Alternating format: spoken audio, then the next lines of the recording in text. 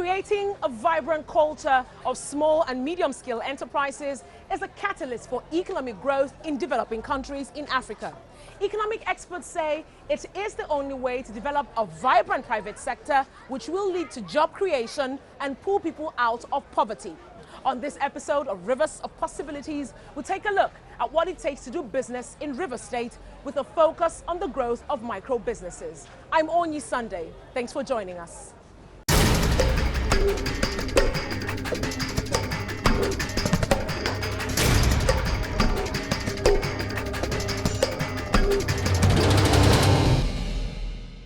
Juliet in Lerum is a petty trader selling food items in Port Harcourt.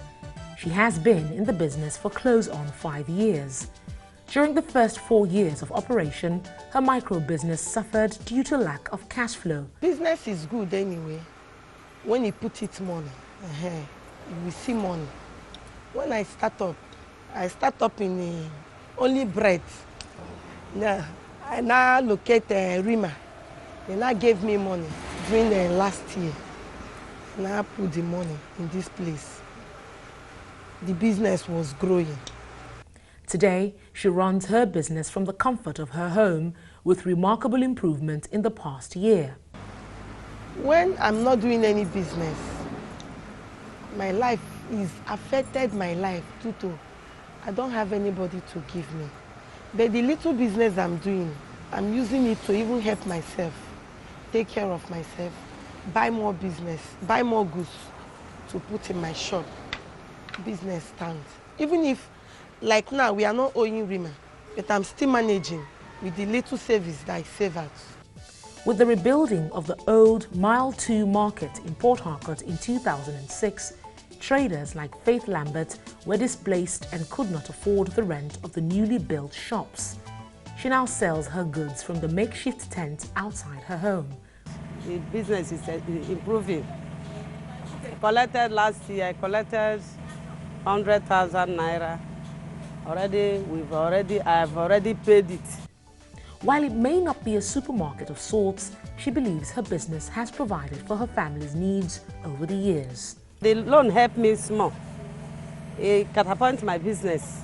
Me and my husband, we are joining hands to train them for university. They are up to 4 in university now. This loan, they help us. Micro businesses like Faith's are scattered across the state. They are usually set up to cater for the needs of their immediate families. But even at the subsistence level, getting by is a difficult task. Juliet and Faith owe part of their success stories to the assistance of the River State Microfinance Agency, an institution set up by the River State government in 2008 to encourage the growth of micro, small and medium enterprises. According to the Managing Director of the River State Microfinance Agency, Innocent Harry, the objective is to raise the living standards of the state's economically active poor. Poverty in River State is something that is real. If you look at the demographics of River State, you find out that we have about 7 million people, out of which 60% of these fall within the economic active poor, who have no source of financing at all. These people have no recourse to the normal banking process where they can borrow money from. So having identified that huge gap, the governor set up RIMA to make sure that those who have legitimate business can access funds from the agency. While research shows there is an inverse relationship between a vibrant SME sector and the level of poverty and unemployment, the business of growing MSMEs has not been an easy one. It is faced with challenges ranging from the inability to access funds from financial institutions to a lack of entrepreneurial skills. This makes the River State Microfinance Agency crucial to the development of micro businesses in the state.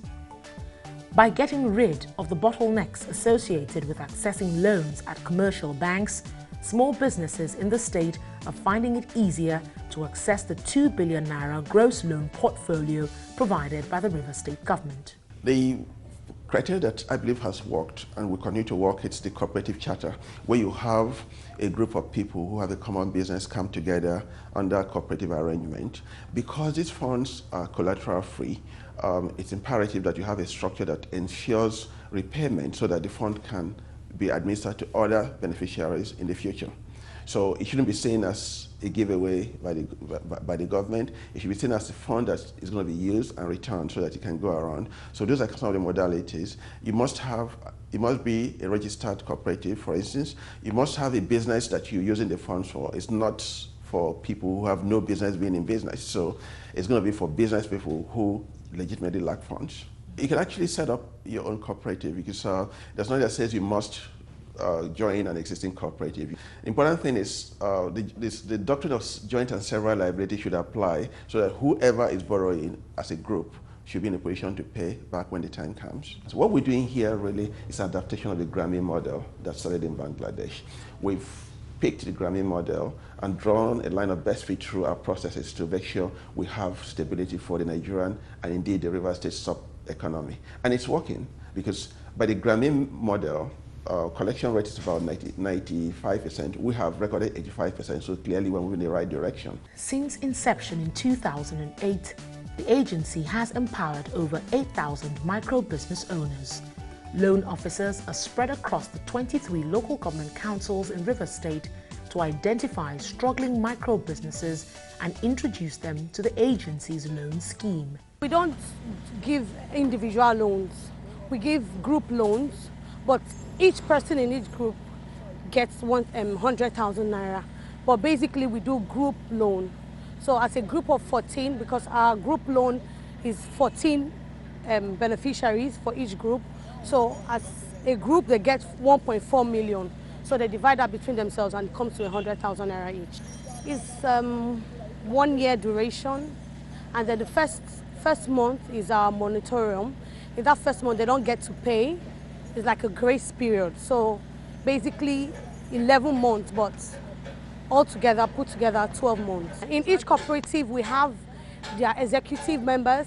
So they sign an indemnity form for us. So as the executive, they're indemnified to take responsibility for everything that happens in the loan. And then we also do, as I said earlier, is a group loan. So we have what we call a group guarantee, where each of the members guarantee each other. So if anything happens or anything goes wrong, it behoves the other members of the cooperative to actually cover up for their members. So that's how it works. But we don't have any form of collateral or any form of security. It's just based on trust, since microfinance is basically based on trust. Grouped into clusters, each member has the responsibility of ensuring the loans are repaid. For one who started with 2 manual grinders, thank God Alfred has come a long way. With 9 grinders to blend food condiments and additives at his disposal, thank God now an entrepreneur employs 3 workers to assist and man his stands at different markets in Port Harcourt. The business is good. At least I'm having my daily earning. So it's taking me on. It helped me to pay their school fees, take care of my wife, and our day-to-day feeding. I started with 1, but now I have more than 7. With other businesses I've invested on. I normally deal on loan, so when I heard about RIMA and the long-time loan, it was easy on me. So I took from them, and it helps me. As I'm talking now, I use their money to invest for my wife. She's running a co-room business in Eleme, and at the end of the day, we have something to save and pay back the loan we took from RIMA. So the thing has been helpful. Margaret Chukwu is a loan officer and has clients at the Rumu Umasi market. When you come into a place like the market, and then they hear that River State government has something to offer, money with low interest, everybody gathers because they've been doing businesses with other people, and then they've been charging them very high interest.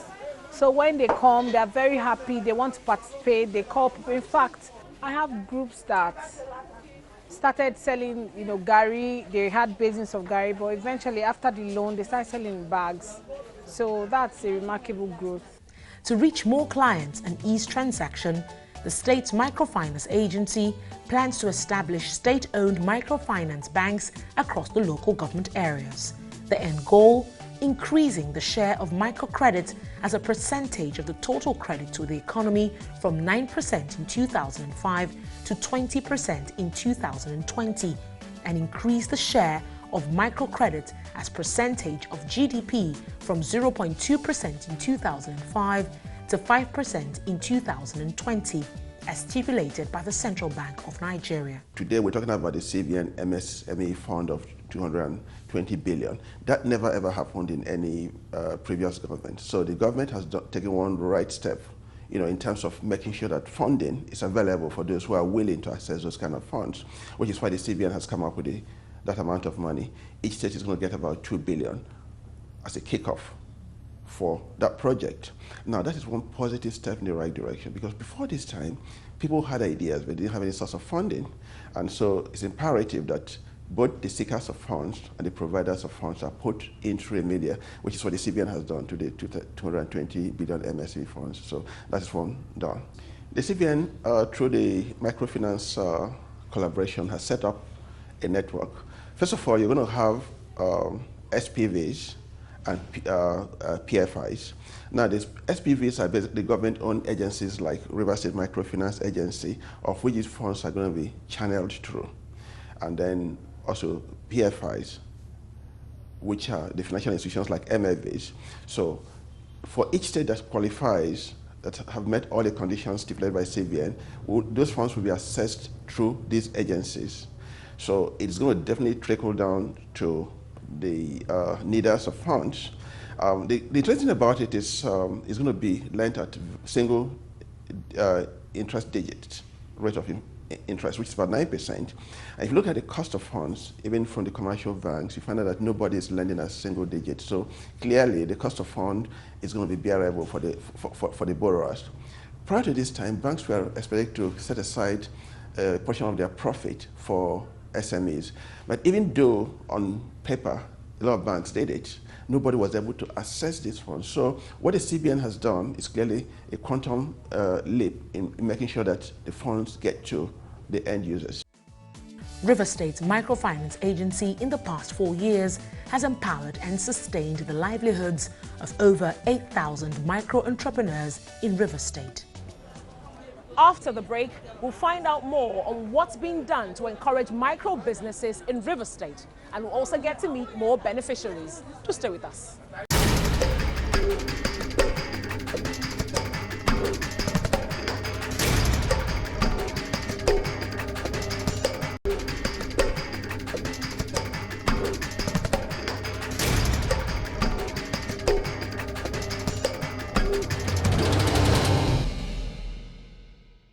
Welcome back. If you're just joining us, you're watching Rivers of Possibilities, and the focus is on the development of MSMEs in River State. While MSMEs have been identified as the major driver of any economy, the lack of funds and little understanding of micro businesses by their owners have been identified as factors impeding the growth of MSMEs.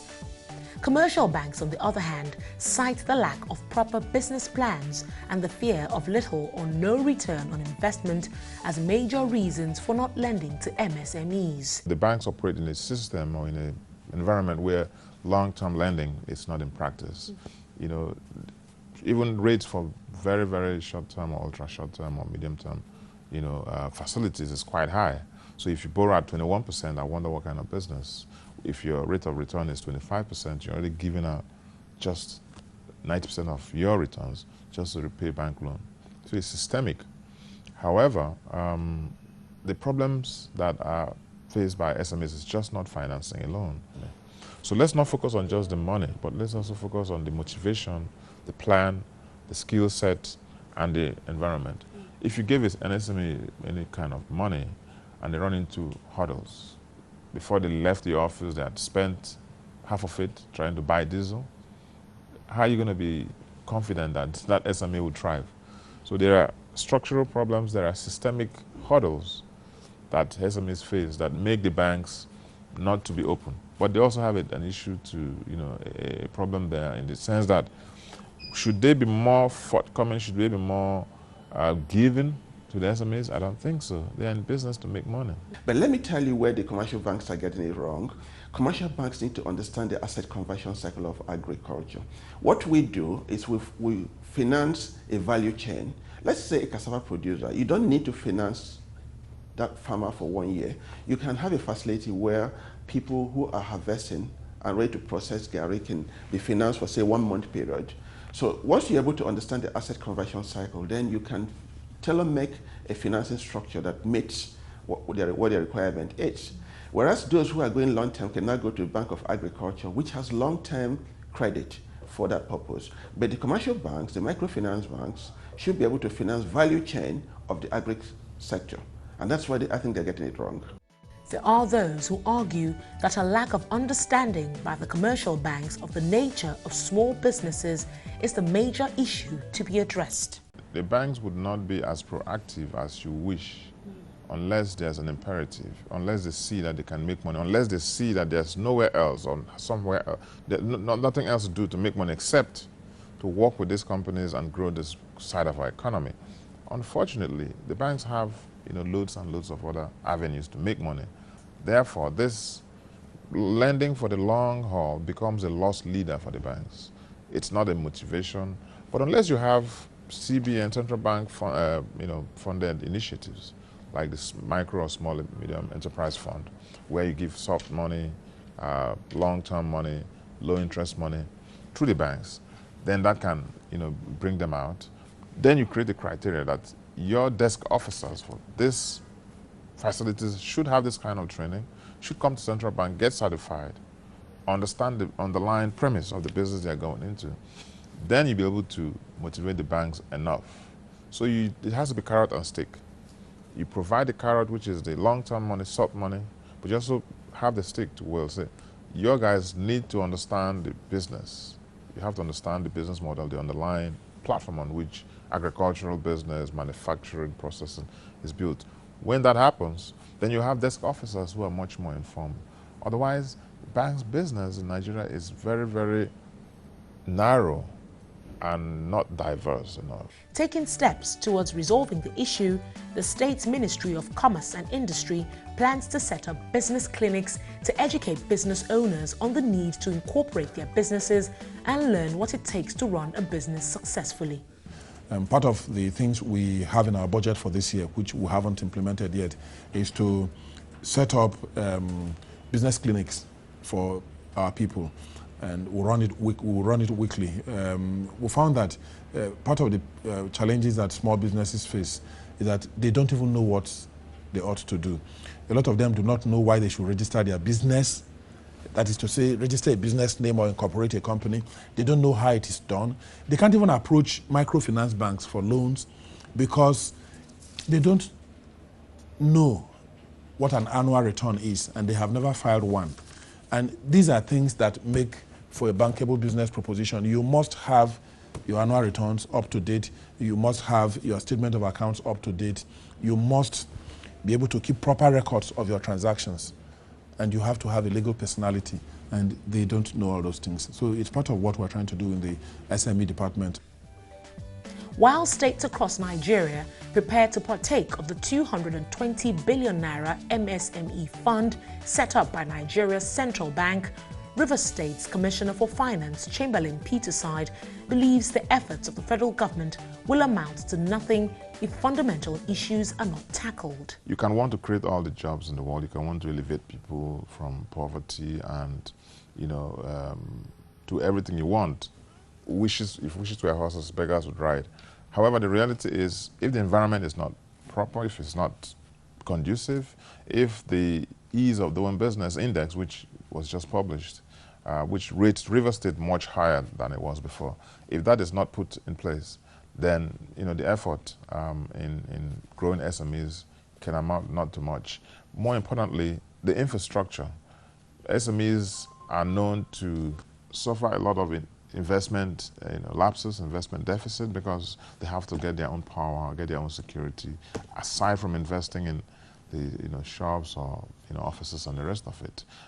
That is one of the major reasons why we don't see that kind of leap that we've seen in China or in India for SMEs. they have to cater for a lot of their needs. And so the effort here is to create clusters, create crafts, training centers where you can get artisans, people who are much more efficient, and then create, the platform on which they can operate. So the examples of, for instance, China, where you have business clusters, you could have a whole building like this ministry, where you have companies, small companies that are into manufacturing, all kinds of services. They interface with each other, they can buy services from one another. At the same time, you can provide infrastructure, light, cheap space, and the rest of it. And of course, we know that that's the source of growth that we've seen in Silicon Valley. And that's what the state is trying to replicate here by providing designated locations where small businesses can go situate their activities and operate. Poised to tackle financial issues confronting SMEs, a 15 billion naira SME fund known as the Garden City Private Equity Fund will be set aside by the River State government over a period of 3 years. Small and medium enterprises account for well over 70% of employment in Nigeria and in other parts of the world. And if you look at the definition of a medium enterprise, the number of employees are so massive, the capital that you require, massive by Nigerian standards. And so the governor thought that the time has come to inject fund into business without government setting up companies, because in time past, efforts by government to set up and manage companies had failed.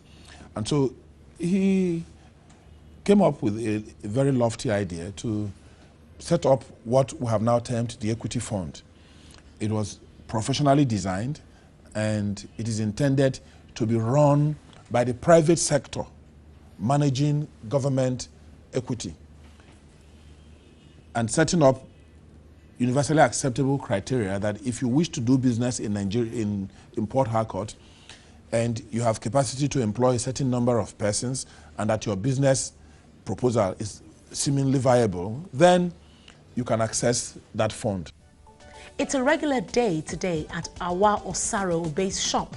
Working all by himself, Mr. Obe has been in the business for close on 40 years.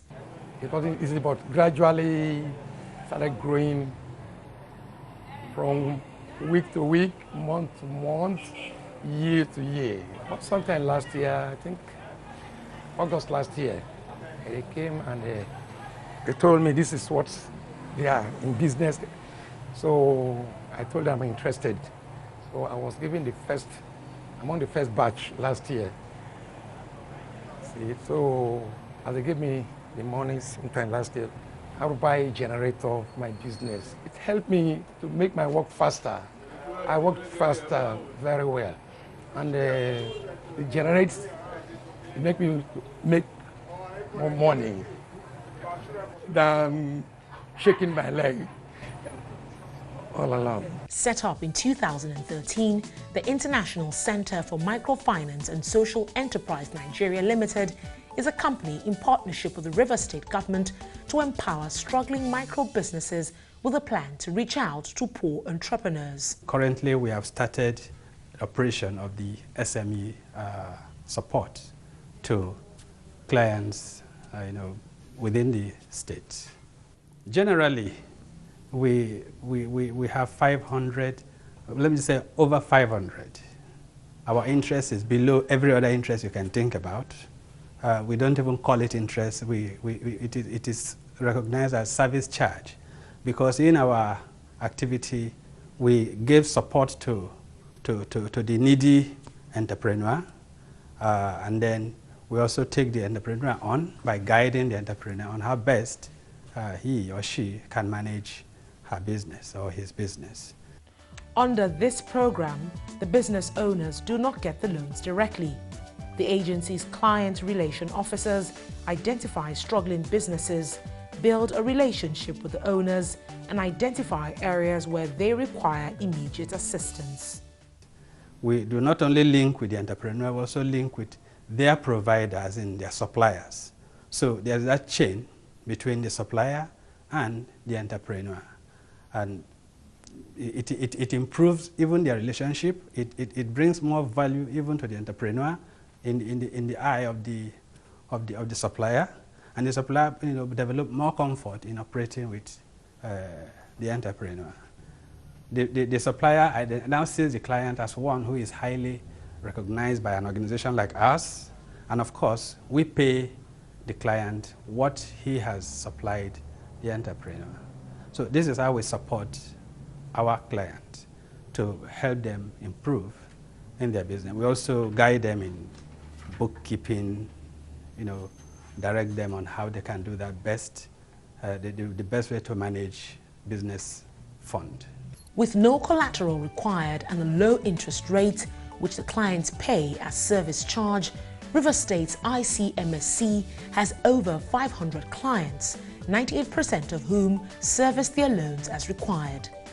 While the government contributes to the growth of MSMEs in River State, there are calls for better contribution from commercial financial institutions to aid the transition of most of these micro businesses to small and medium enterprises, which have been described as the true catalyst for economic development and job creation.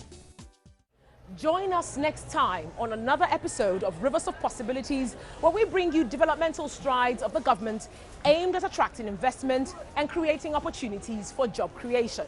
I'm Onyi Sunday. Thanks for watching.